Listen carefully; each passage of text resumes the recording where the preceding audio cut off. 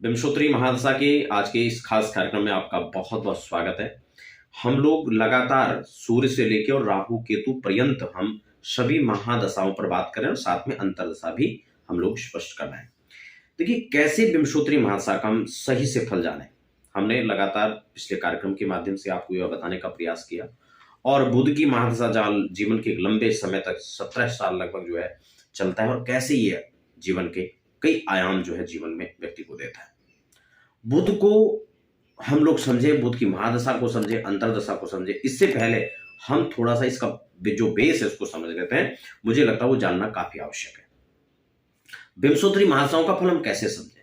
देखिए जब भी हम फलादेश करते हैं, किसी भी कुंडली का फलाफल समझने का प्रयास करते हैं, उसमें दो तीन चीजें, कुंडली ज्योतिष का दो तीन पार्ट है, जिसमें दो पार्ट तो मुख्यतः पहले इसमें इसकी गणित और फलित हुआ।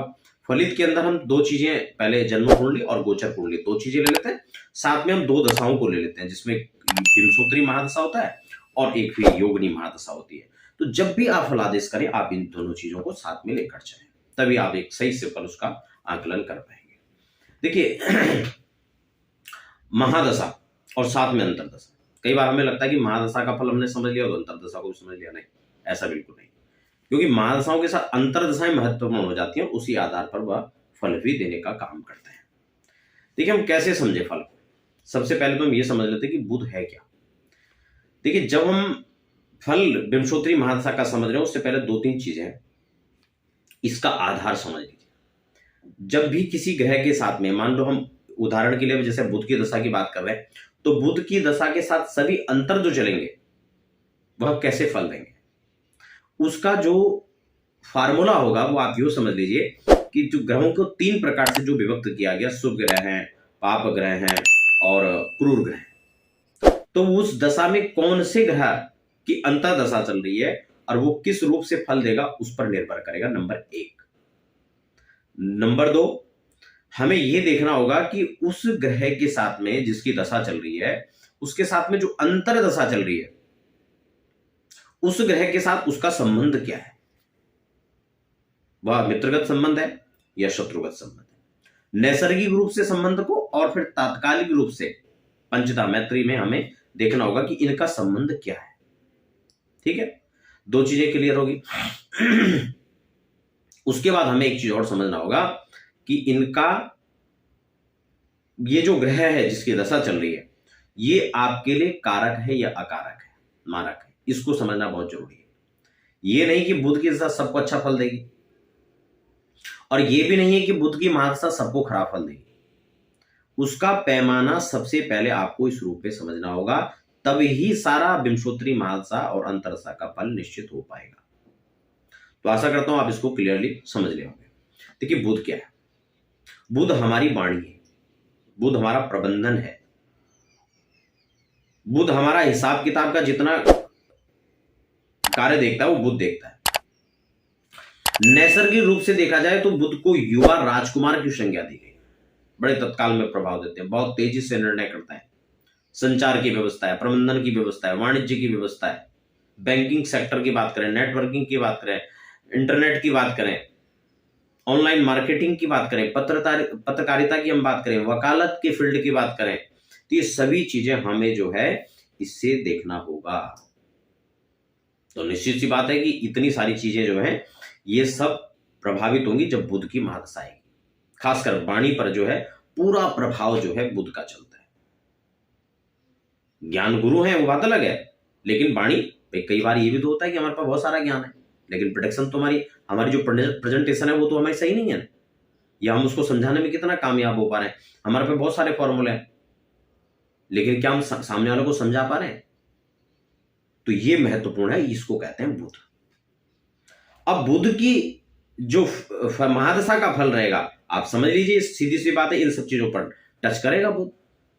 अगर बुध का अच्छा फल होगा तो इन सब चीजों में सफलता दिलाएगा, इन सब चीजों में आपको आगे लेकर चला जाएगा, और अगर बुध खराब है तो इन सब चीजों में न्यूनता लाने का काम करेगा।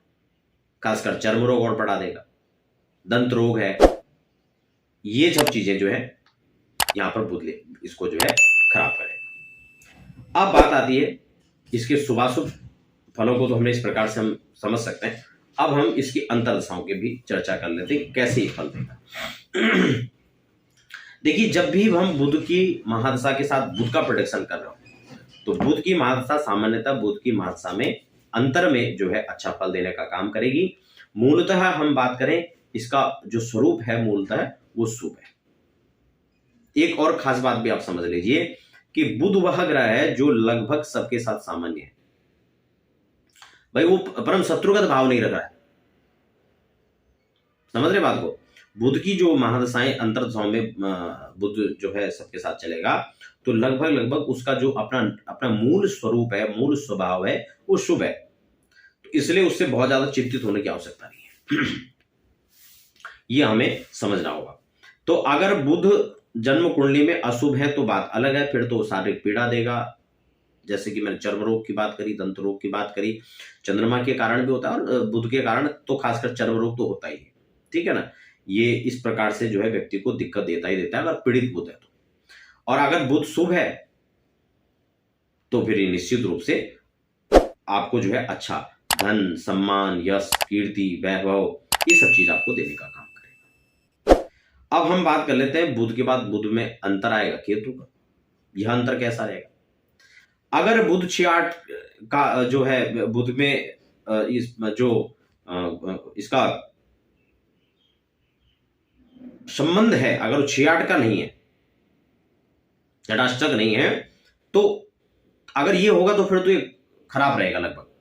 लेकिन अगर यह शुभ है तो यह बुध का अंतर आपके लिए शुभ रहेगा। आपको व्यापार, रोजगार, कारोबार के क्षेत्र में, नौकरी के क्षेत्र में आपको बढ़ाता चला जाएगा। लेकिन एक चीज यहां पर ध्यान रखना, ऐसे में भ्रम की स्थिति बनी रहती है और व्यक्ति गलतफहमी का शिकार होता है, जिससे उसको अपने जीवन काल में इन सब चीजों से घाटा झेलना पड़ सकता है। बाकी ये शुभ है। उसके बाद शुक्र का अंतर चलेगा।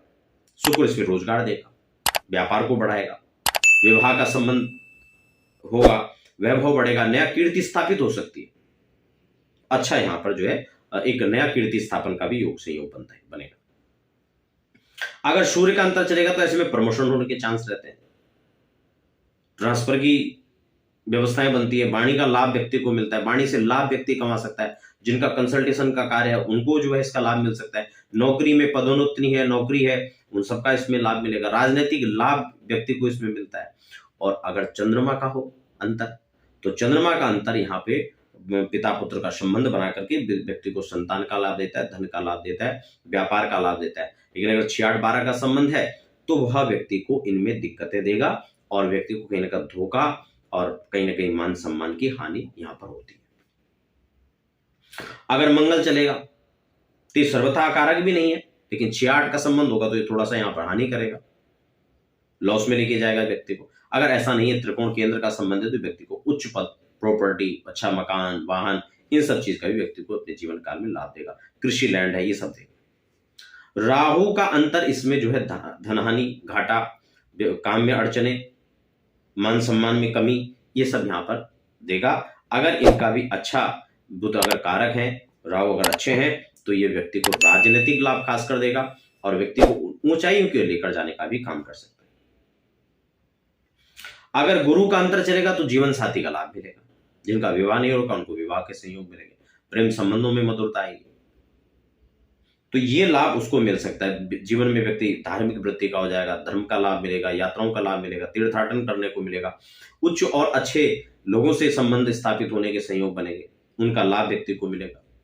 तो ये गुरु के अंतर में बुध का रहेगा। अगर शनि का चलेगा, 6-8-12 का संबंध तो ज्यादा खराब हुआ, लेकिन बुध के साथ वैसे भी परेशानियां हैं, अड़चने हैं, काम में रुकावटें हैं, ये सब देखने को मिल सकता है। अदरवाइज जो है अगर 6-8 का संबंध नहीं है तो व्यक्ति का इसका लगभग सामान्य फल रहेगा। और अगर 6-8 का संबंध है, खासकर धनहानि और अड़चने, ये लगभग देखी जा सकती है। बात अब हम उपाय की कर लेते हैं, क्या उपाय करना चाहिए जिससे बुध का आप अच्छा लाभ ले सकते हैं। देखिए, जैसे मैंने बुध आपको कहा कि बुध वाणी का कारक है, बुध प्रबंधन, अपने संचार आदि में जो अपनी पकड़ को बनाए रखते हैं। इन सब चीजों का आपको जो है एक तो दुरुपयोग नहीं करना है, वाणी का दुरुपयोग नहीं करना है, संचार से संबंधित जो सामग्रियां हैं उनका आपको दुरुपयोग नहीं करना है। छोटी बहन का खासकर आपको ध्यान रखना है, उनको आप समय समय पर कोई नया गिफ्ट देते रहें, कोई नई सामग्रियां भेंट करते रहें, ताकि बुध का जो अशुभ प्रभाव है वो खत्म हो और आपको शुभ प्रभाव मिल सके। पन्ना रत्न जो है इसके लिए माना गया है। रत्न मैं पहनने की सलाह मैं इसलिए भी बार बार नहीं देता हूँ, क्योंकि कई बार कुंडलियों में परामर्श के साथ में ही आपको रत्न धारण करना चाहिए, और वह दशा काल में भी कई बार हमें, अगर उसके ग्रह की संबंधित दशा भी चल रही है, तब भी रत्न धारण करना कई बार बहुत शुभ नहीं माना जाता है। लेकिन रुद्राक्ष आप पहन सकते हैं उसके ऑप्शनल में। गणपति भगवान की पूजा आपको करनी चाहिए, गणपति सूक्त का पाठ करना चाहिए, पंचरत्न का पाठ करना चाहिए। साथ ही अगर हम बात करें तो आंवले का वृक्ष आपको जो है पौधारोपण करके लगाना चाहिए, खासकर सावन में लगाना चाहिए, किसी चतुर्थी के दिन आप लगाएं। तो ये चीजें आप करें ताकि आपको बुध का जो नकारात्मक प्रभाव वो कम मिले और इसके जो सकारात्मक प्रभाव है वो आपको अच्छे मिले। वैदिक शांति वैसे जो है हर ग्रह की सर्वश्रेष्ठ होती है, हर ग्रहों की वैसे शांति लगभग समय समय पे करनी चाहिए, लेकिन वर्ष भर में एक बार तो बहुत जरूर करना चाहिए, ताकि उसका लाभ आपको मिलता रहे और अशुभ परिणाम, अशुभ प्रभाव से आप बचते रहे। तो आशा करता हूं कि जो बुध महादशा था उसके लगभग सभी पहलुओं पर हमने चर्चा किया। 17 साल की वृषभ दशा होती है, तो इसके उपाय के साथ में हमने चर्चा किया। आशा करता हूं कार्यक्रम आपको अच्छा लगा होगा।